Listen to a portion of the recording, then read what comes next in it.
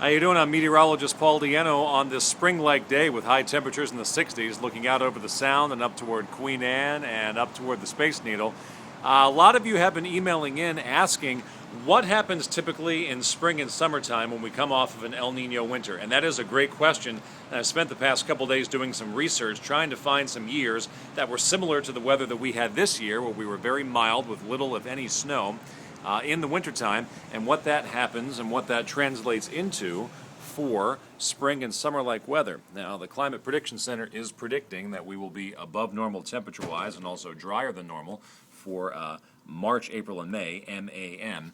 But looking back, I tried to find some analog years, winters that were similar to this in that we had very little snow, and it was an El Nino year. And thanks to meteorologist Scott Sistek, we came up with 4 years: 2003, 1992, 1983, and 1958. 4 different years that were very similar to this winter, and let's see what happened those years in the spring and summer and try to glean a little bit as to what an El Nino winter may spill over to when it comes to the spring and summer months. This is what I found out. Well, I got this all from this one great research portal that shows any one year and what the average temperatures were for every month that year.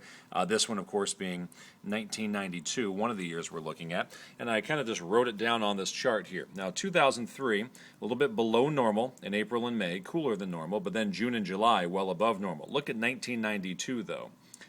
Above normal April, nearly a record warm May, nearly a record warm June, and still above normal in July. 1983, above normal generally, but a little bit cooler in June and July. But take a look at 1958. It was a record warm May, nearly a record warm June, and nearly a record warm July. So there is an indicator there that more often than not, coming off of an El Nino winter, we would be a little bit above normal, or perhaps a lot above normal temperature-wise, all the way into June and July. Not a guarantee, but the trend is certainly there. Now I looked at precipitation. Above normal or below normal. Didn't really look at records. April, in 3 of those 4 years, we were above normal. In May, we were below normal generally. June, below normal generally. And nearly record low amounts of dry coming up for July. So typically in El Nino winters, we look at above normal temperatures, below normal precipitation. This research right here, just looking at these 4 analog years, 2003, 1992, 83, and 58, this would kind of confirm what the Climate Prediction Center is saying. More likely than not, above normal temperatures, and as we look at precipitation through May, 3-month precipitation map, below normal precipitation, and this has the chance of persisting all the way until June and July. So it's not a guarantee, once again, but there are some leading indicators coming off of an El Nino winter. We would continue to be warmer than normal and drier than normal all the way into the summer.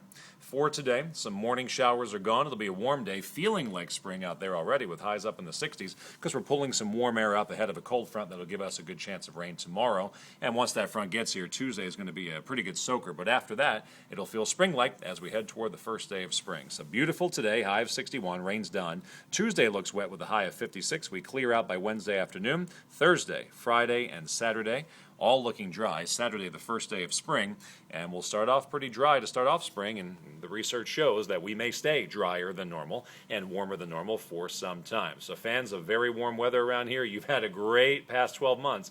Looks like that trend may continue over the next several months, courtesy of El Nino. That is your forecast and a little bit of research as to what may be happening over the next several months.